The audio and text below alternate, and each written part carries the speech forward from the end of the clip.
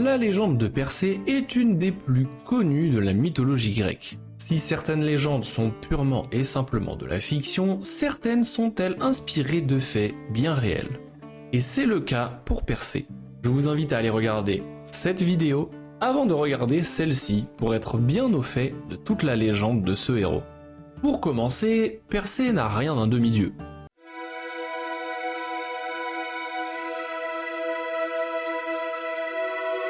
D'ailleurs, son nom n'est pas Persée, mais Eurymédon. Sa nation d'origine n'est pas très claire, donc on va prendre celle qui colle le plus à sa légende, Argos. Eurymédon y naît, mais son sang n'a rien de divin ou de royal. C'est même tout le contraire, Eurymédon est un voyou. Il vit de méfaits, de vols et escroqueries en tout genre. Du coup, il n'a pas été jeté à la mer par son grand-père Acrisios à cause d'une prophétie. Par contre, ce même Acrisios, pour ses méfaits, va le bannir de la cité d'Argos. Eurymédon prend donc la mer et va s'adonner à une nouvelle activité de voyou, piraterie. Et pour le coup, ça devait pas être un voyou en tout genre, cet Eurymédon. Parce que pour réussir à se faire bannir d'une cité et que derrière tu deviennes capitaine d'un navire pirate, c'est que tu pèses un peu dans le game. Dans le game des bandits en tout cas. Et en parlant d'être bon dans ce qu'il fait, Eurymédon l'est. Il navigue sur la Méditerranée et pille les royaumes les uns après les autres. Il terrifie tant la région qu'il obtient un nouveau surnom, Persée, ou Perséus en grec, ce qui signifie pilleur. Et un jour, il entend parler d'un royaume qui retient son attention. Il s'agissait là de l'ancien royaume de Phorcys, roi éthiopien qui possédait entre autres l'île de Cernée. Très riche, il souhaite en profiter pour rendre honneur à la déesse Athéna. Sauf que si les peuples honorent les mêmes dieux, ils ne leur donnent pas forcément les mêmes noms. Ainsi, pour les Cernéens, Athéna se nomme Gorgone.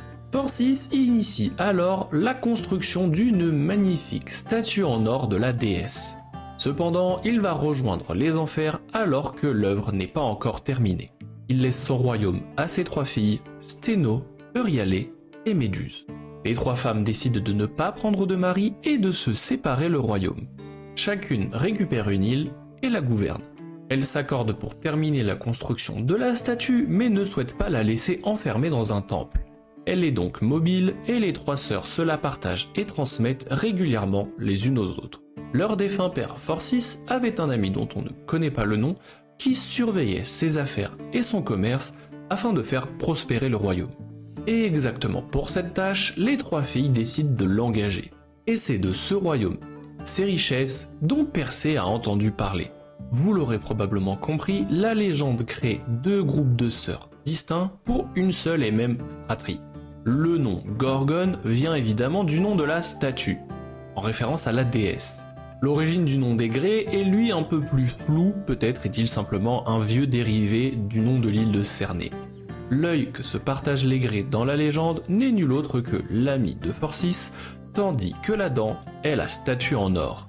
Persée a donc vent de ce royaume et de ses richesses et décide de le prendre pour cible. Le pirate mouille alors entre Cernée et Sarpédonia et commence d'abord par capturer l'œil.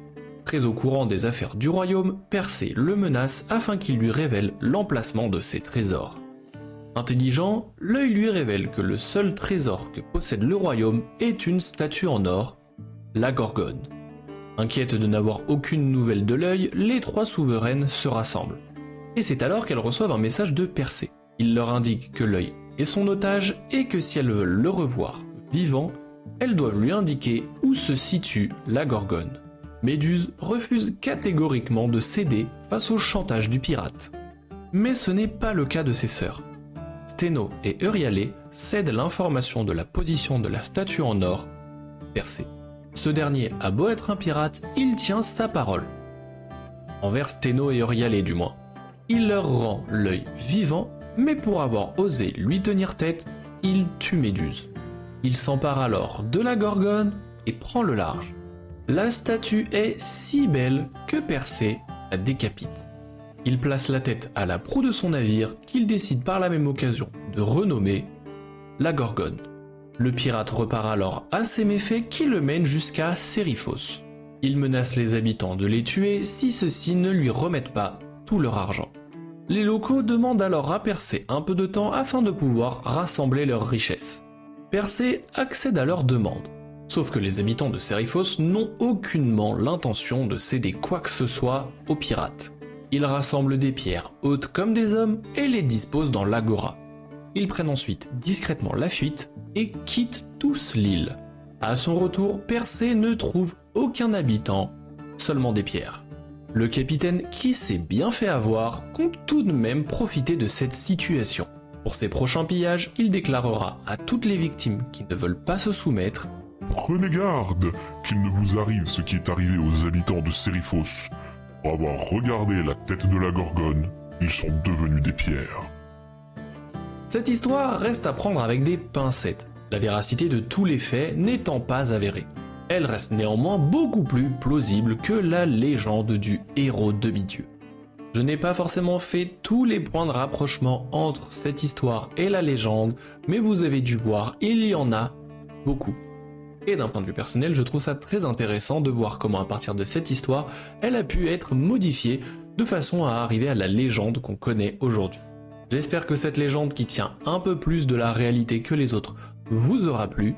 N'hésitez pas à suivre la chaîne pour découvrir encore plein d'autres mythes et je vous dis à très vite pour une nouvelle histoire.